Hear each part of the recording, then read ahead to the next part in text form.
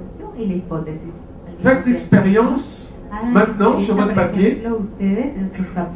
Vous écrivez vendredi 1er octobre 2010 à 11h15. Mon fils meurt renversé par une voiture, ou mon petit ami ou ma petite copine meurt aujourd'hui renversée par une voiture. Êtes-vous capable d'écrire vendredi 1er octobre 2010 à 11h05, il y aura un tremblement de terre.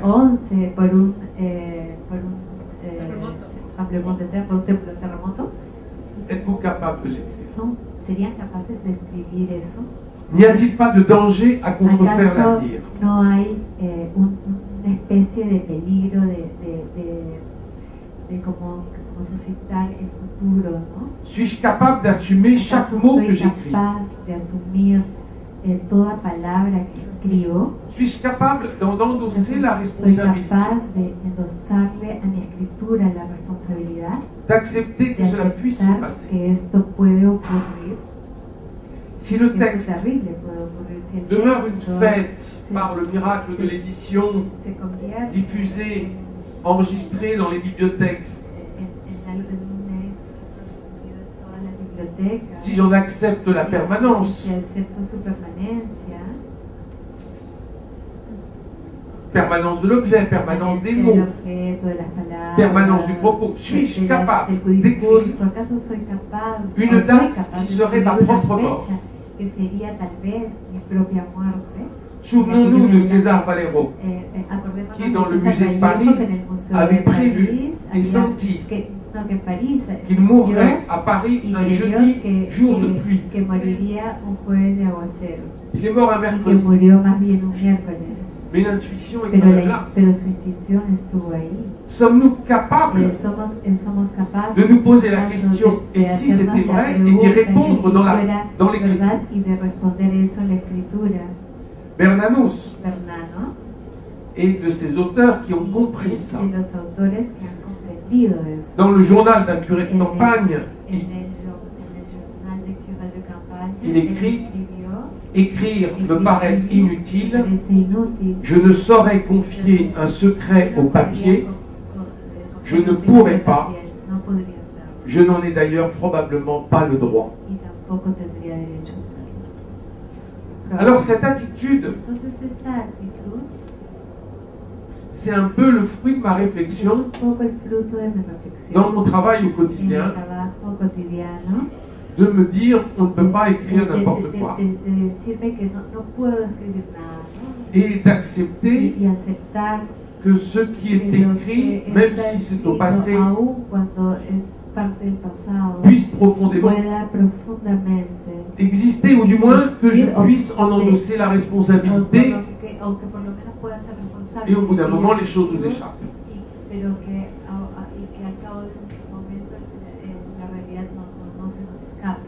Alors, puisque vous avez un peu travaillé sur Castaneda, au moment où je l'écrivais, je réfléchissais sur la culture et sur la vision de la culture. Je dirigeais à ce moment-là la communication de la Bibliothèque nationale de France et je voulais comprendre la culture comme mixte de patrimoine et de création. Sur la culture, le dictionnaire ne nous renseigne que partiellement.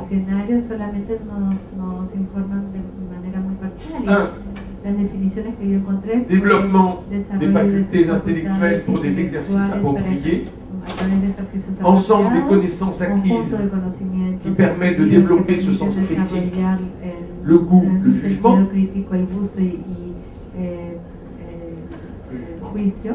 2. Ensemble des aspects intellectuels de civilisation. 3. Ensemble des formes acquises de comportement dans les sociétés humaines.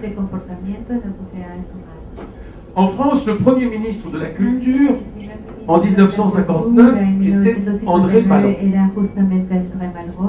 écrivain, critique d'art, et certainement le plus éloquent sur la question de la culture. J'ai lu tous ses textes, imprégné de tous les discours, de son état d'esprit, pour préciser un peu ma pensée. Et très vite, je me suis rendu compte que la culture ne relevait pas d'une discipline particulière, mais d'une forme de présence au monde. Il n'est pas nécessaire de connaître et d'apprendre tous les savoirs du monde pour être cultivé, mais simplement travailler son regard. Un enfant accueillant et bienveillant est souvent plus cultivé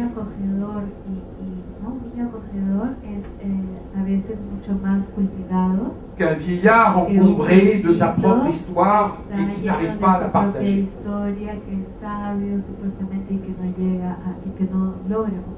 À cela, il faut accepter la question du sacré, qui dépasse la simple religion. Quand Fra Angelico peint l'Annonciation, proposant que l'ange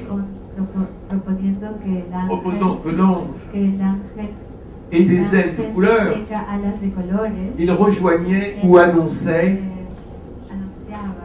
le sculpteur anonyme qui tailla sur la figure d'un ange de sourire de la cathédrale de Reims. Il serait trop simpliste de garder des œuvres uniquement la vérité qu'elles ont. Ne devrait-on pas se demander si l'œuvre ne transforme pas la vérité pour mieux la transmettre? Et quelle est-elle si elle ne vient pas d'une vision précise?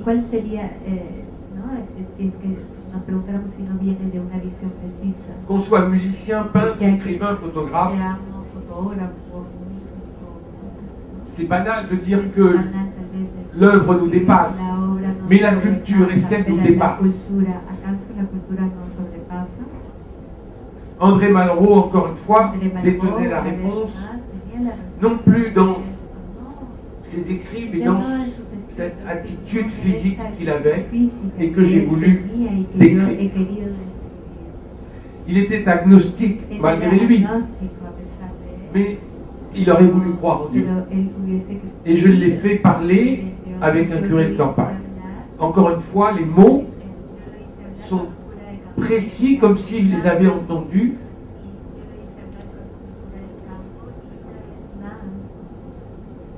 Et comme si je les avais entendus. Como si yo las y una vez más sus palabras me fueron precisadas como si yo mismo las hubiese escuchado. Autre élément de culture, otros elementos de cultura, l'ambivalence, la nuance, l'ambiguïté.